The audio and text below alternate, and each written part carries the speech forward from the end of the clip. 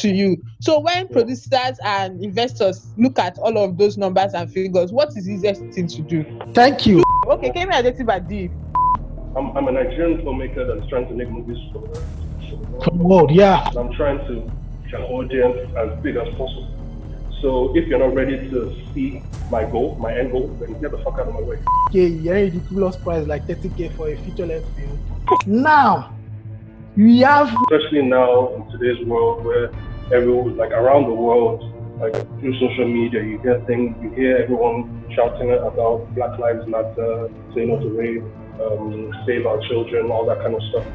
So yeah, I mean, I would say that right now is probably the best time in a very long time to be an African.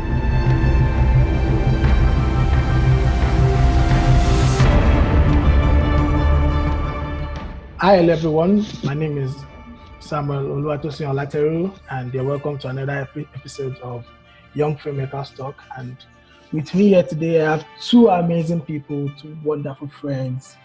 They are big time film enthusiasts, amazing scriptwriter, Timayo Ogoro is a very talented person on different fronts, but I know him so much for his scripts, strength to the scripts, and then that's one of the reasons why I want him to be here with us today. Thank you so much for coming. And then we have Chidima also here today. Chidima is also a fantastic scriptwriter, an amazing filmmaker. She just dropped a experimental short called Chaos on YouTube. I'll put the link up there so you guys can check that out.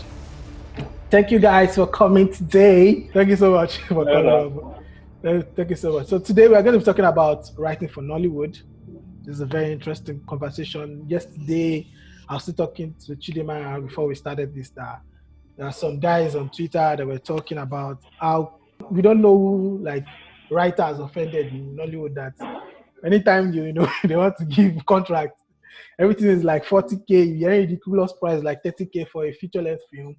You hear 40,000 naira. Some people even say they'll give you 20K plus exposure plus connect for another job. So I think that's where the conversation starts today, and I'll let Chidima take the floor first.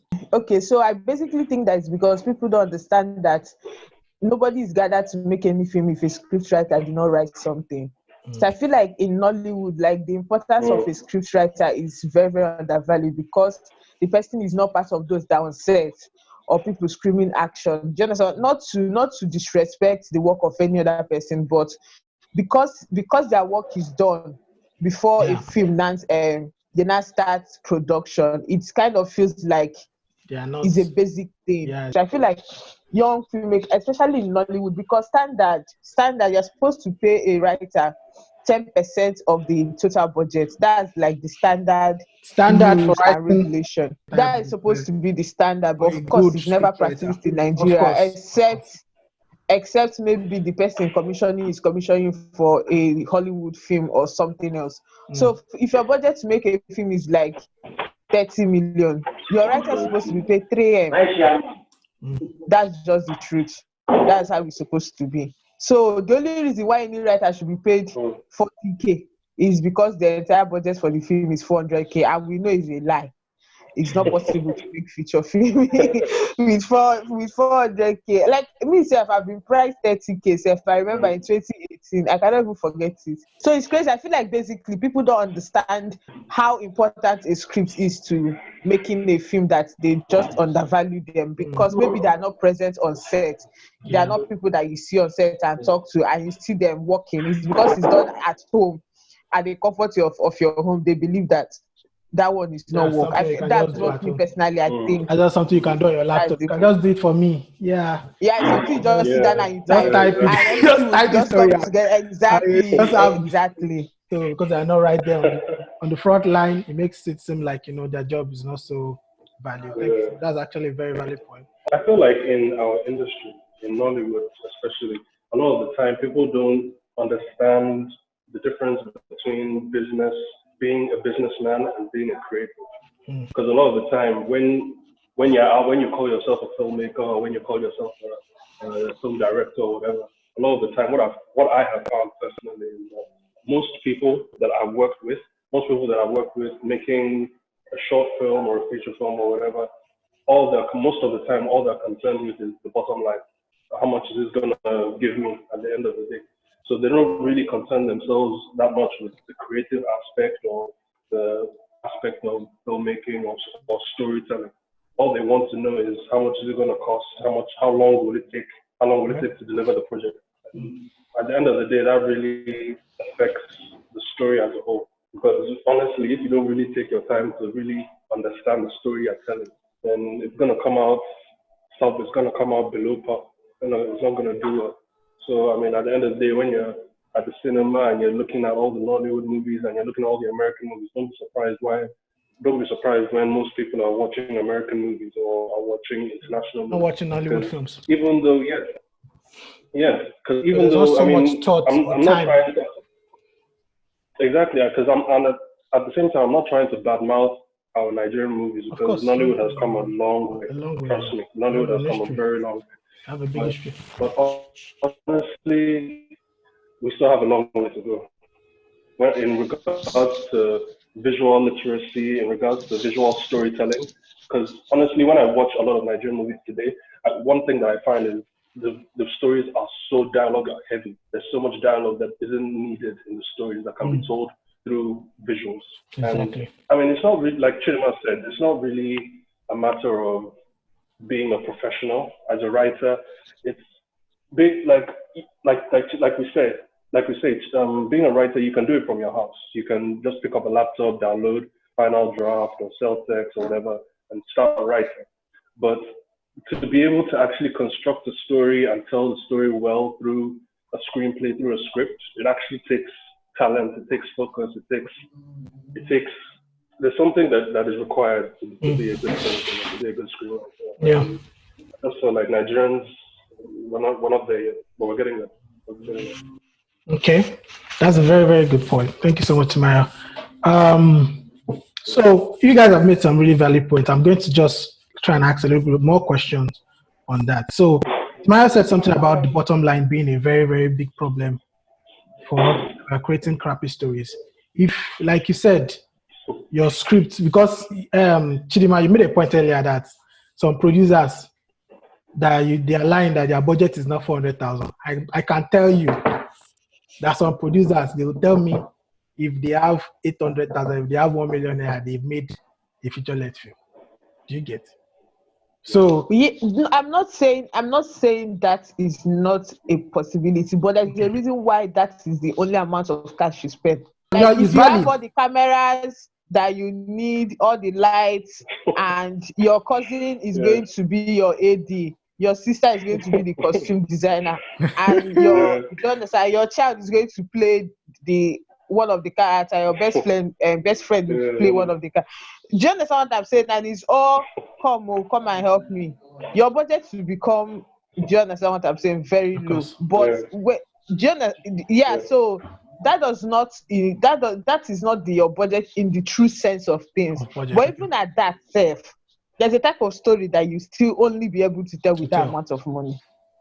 Okay, so do we think the bottom line has been majorly the factor for us creating crappy films? And do you think that has now turned into some kind of a loop that, we have bad budget, from bad budgets, you have, you create budget is a problem. From crappy stories, then you create crappy films, people won't watch the films, then you have bad investors to see the bottom line as, not a really great place to invest. So you think that's the kind of wheel that we operating right now? Yeah, kind of. I think that like one of the problems why we have crappy stories is also timeline. Okay. A producer will call in now and say, "Oh, I want a script in 2 weeks." Story and development, so they want it in 2 weeks. They want it in 1 week. Of course, it's possible to write in 1 week or 2 weeks. But the thing is that what are you writing in the 1 week or 2 weeks? Do you understand? I actually am a big fan of, if you don't have enough money, You have to have the extra. So exactly. So that also affects the type of stories. It's not like we have amazingly fantastic writers in Nigeria. We have a lot of talented writers. They have to make ends meet. So they can't be rejecting and be insisting on, oh, I'm not writing except you're giving me this so amount of time. They still have to put out some scripts so that money can also be coming in. Do you understand? And of course, there is no way those kind of stories will be great. Having in mind that, we said the industry has come a long way and we still have quite a long way to go. We understand that we are still very young compared to like Hollywood. So if producers are coming to young writers and saying, oh, I will give you exposure plus a little bit of 30K, does exposure count in this? Like, is this something that's of value to young writers? Yeah, well, definitely. I mean, just to fall back to the previous question and to in answering this question, falling back to the previous question, I feel that one thing as a writer, and not even only as a writer, but also as a filmmaker in general, one thing you have to always keep in mind when you're writing a story or making a movie is, where do I want this story to go? Or where do I want my film to go? Because if you don't have a scope for your project, or if you don't have an end goal for where you want your story to be or story to end up, whether it's Netflix, whether it's Amazon, whether it's just showing on Africa Magic or showing on YouTube or Vimeo or whatever, if you don't have that clear end goal in sight, then honestly, your story is going to be a lost cause, because who's going to watch it? So yeah, exposure is very crucial. It's very, very crucial. But like I said before, if you don't have a clear sight of where you're going, there's really no point. Right. Oh, okay. So for me and that exposure thing is a two-way road. So for me, I don't believe that any producer who comes to you saying, I've done this, I've done that, and I've done all of those things, and I'll give you exposure because they want to pay crappy amount of money is going to give you any form of exposure. No, I don't. If you have done all of those things, then pay the person and also give them exposure. That it's not one against the other. It's not supposed to be. It's either you get paid very well, or you get exposure. Do you understand what I'm saying? So if you are a producer that have done all this work, that means you already have a template. You already have a system. You have a way to get a certain amount of money. You might not pay the person so much, but don't come and price the person a ridiculous amount of money because you're offering exposure. No. And the one that is annoying me, sorry I'm debating, is when you see a movie and you're seeing some amazing things and somebody next to say, wow, the director is amazing. No shade to directors, because I'm also a young director. No shade to directors at all, because I'm also a young, but as a writer, you have experience, you're looking at something on screen, that this thing is there and it is amazing only because the writer wrote it. Yeah. Personally, an advice I'll give someone that's a friend is that if you are looking for exposure, bring your group of friends and make something so that all of you are exposing each other. Yeah. Not a big director is coming to use exposure to cheat you or something like that. Because thank God for social media now. You can do anything. Ikorodu boys, who expose them? It's not them that use their hands to be doing videos and doing videos and doing videos and doing videos. And now they've gotten the attention of all these Hollywood big names. The critics who expose them. Okay, Kemi Adetiba did, which was an amazing thing, and you should not even need to produce and say, I'm going to pay you. She did it out of, these are young filmmakers and I want to support them. Those are the kind of producers and directors you should be looking for to expose you, or to people that that they actually want to. Like my short film that I did now, it was collaboration. I collaborated with everybody in that film is a friend. Every single person in that film. I was like, hey, I have this idea. I want to carry out these experiments. This is what I want to do. I don't have budget, but I want us all to do it because the story is always going to be young filmmakers, So we did it as a friend, so that if anybody's getting exposure, it's all of us, because we're all young and nobody knows all of us. Very good example is Living in Bondage, Breaking Free. It was an amazing script if you have watched the film. One of the writers that wrote that film was her first script, 2 scripts of Nikki. So now the film has given her exposure, but of course she was paid well for the one that she wrote. So it was not come and write for free and let me give you exposure. I like the fact that you said if you are looking for exposure, try and stay between your circle, try and work with younger filmmakers where you guys are lifting each other up. and it's not so much of a big name trying to use his influence and his stuff to price you down. Because I've seen a lot of that happening in Nollywood, and like you said, it's actually really sad that stuff like that is happening. Just to add to that, I mean, Yep. and also bearing in mind that one thing I've learned working in the media, in Nigerian media industry for the short amount of years that I have, there's just this, being in Nigeria also, there's just this sense of unprofessionalism that comes with working as a Nigerian, working with fellow Nigerians. Even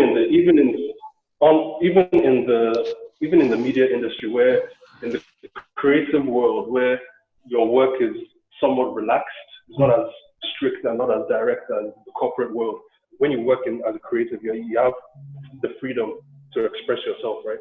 But at the same time, when the industry lacks certain things like unions, like an actors guild or a writers guild or a directors guild, when you don't have certain principles put in place to support creatives, that also affects the outcome of work a lot.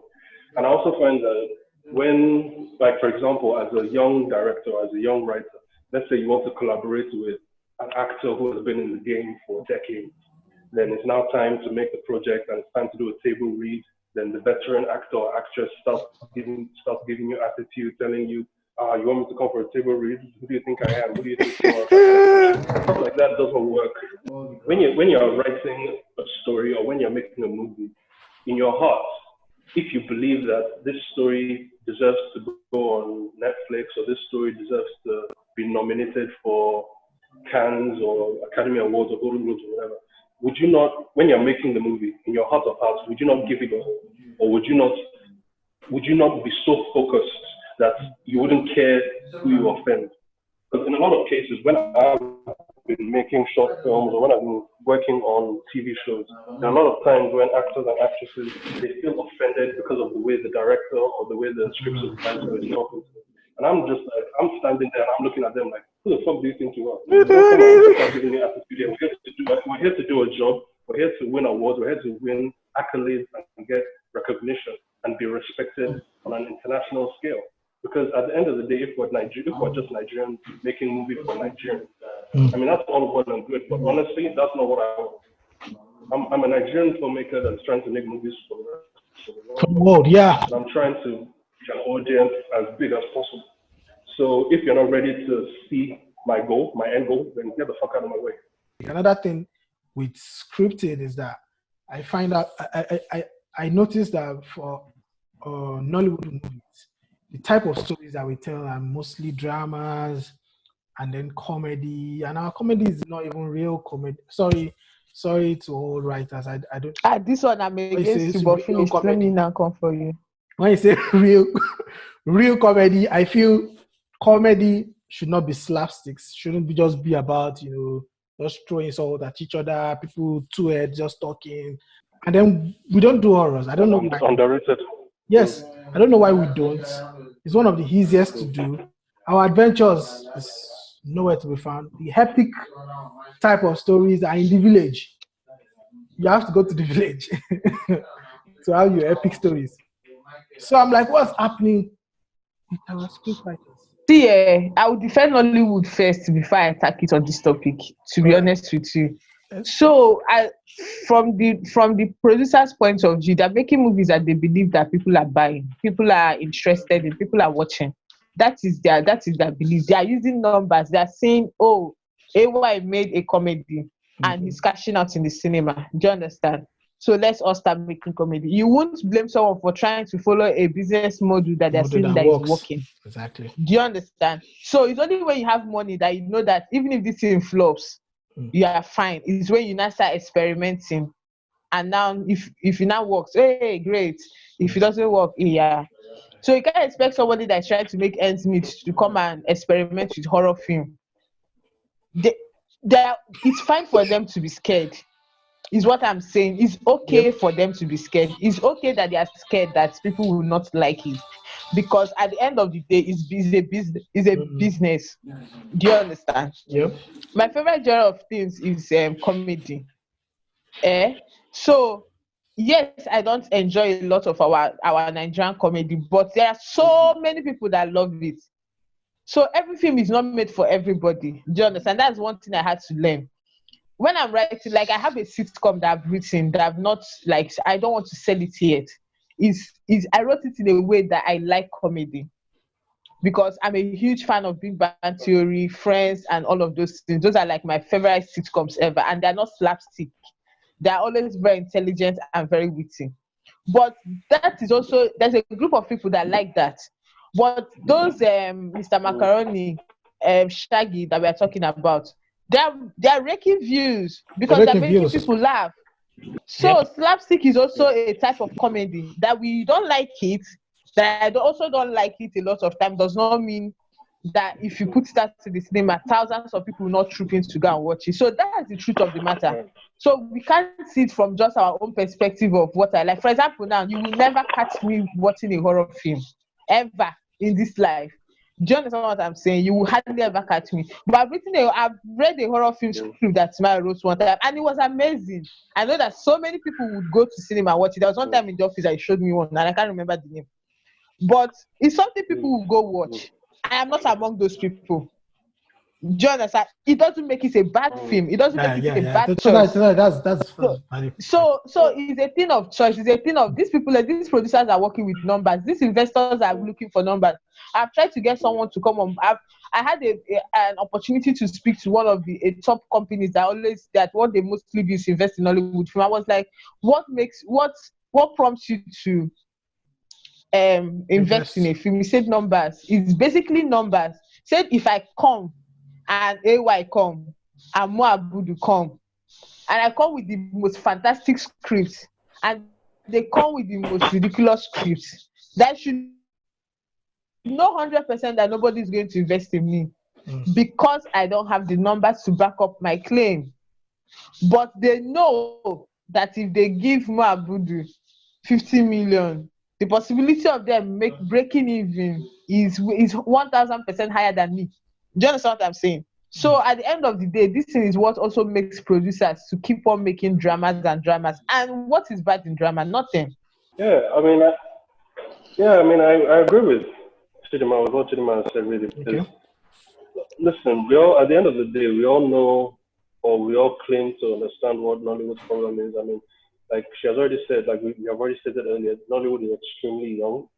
A lot of the time, when we watch all these home videos, all these Nigerian films that are set in the village, that are about somebody's village people are doing somebody, or somebody's mother-in-law has placed a curse on somebody. When you see somebody disappearing in a Nollywood movie, or when you see somebody casting a spell, it looks as if the editor designed it on PowerPoint presentation or on Photoshop. It doesn't look convincing at all. So it's not even, this is creatives aside. We're now talking about the technical aspect of filmmaking, to pull it off.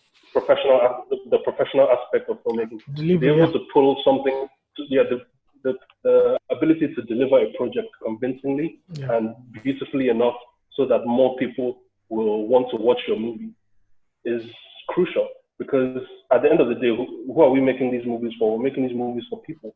And I will say this till tomorrow, till the end of time. The best way to get your movie out there is one of the best ways to get your movie out there is through word of mouth.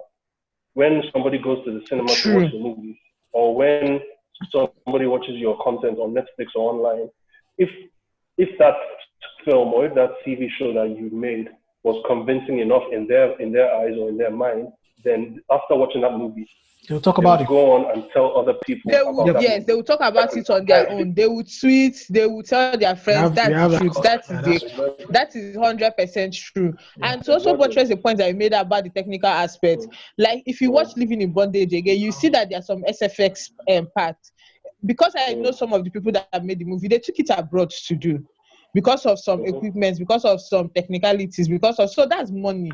Do you understand? You made Rise of the Saints. You had a lot of SFX. How long did that take you? Do you understand what I'm saying? I know you had to do and redo some things and do some things and and I know there are some things you'd have done differently if you had a certain amount of money or equipment available to you. So when producers and investors look at all of those numbers and figures, what is the easiest thing to do? Drama, comedy. Thank you. Two That now houses, brings me to interior, everything. That now brings me to my point, Chidima. And that's where I will probably not agree with you. Is the fact that now we are the king of drama. We're churning out how many in terms of numbers, drama every week, comedy every week. Now this is not a VFX thing. This is not an actor's thing either. Okay, because we can always there will always be sloppy people everywhere. There will always be other cases. This is basically down to writing. Okay, I understand the fact that there's no budget. You don't have to do anything else. Do you get? You saw drama like the Knives Out, right? That's a good story.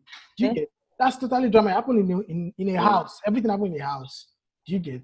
And then maybe a little bit of extra scene here.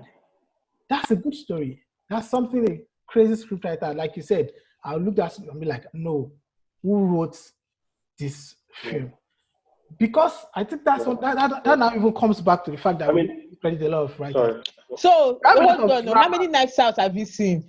No, how many Knives Out have they released weekly? How many Knives Out have they released weekly? There are other dramas, and so at the end of the day, at the end of the day, so at the end of, not to defend that we have some crappy shit writing going on. Yes. In Nollywood. I'm not going to deny. I'm not going to act like that is not existing. Of course, it's existing. Of course, there's some dialogue that when you're watching, you're like, were you sleeping when you wrote this? How did you think that two people will sit down and be saying this thing that you wrote? I've had those experiences, and I'm someone that watch everything that Nollywood does. So that's that. So you should. I'm a huge Nollywood fan. I'm really trying to get myself back. Going to watch it.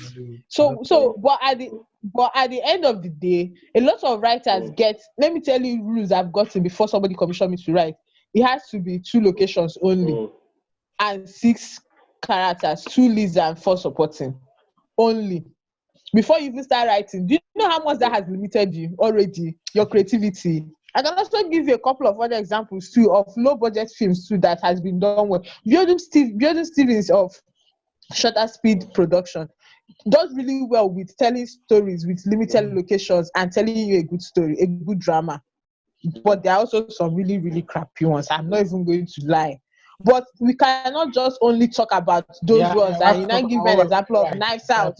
Knives Out, and tell me Knives Out was a really no. It was a good example. But how long did it take them to make that Knives Out? A lot of Nollywood movies are shot in 4 days, 4 to 5 days. That's shot in 4 to 5 days. Okay, let's now insult Hollywood small.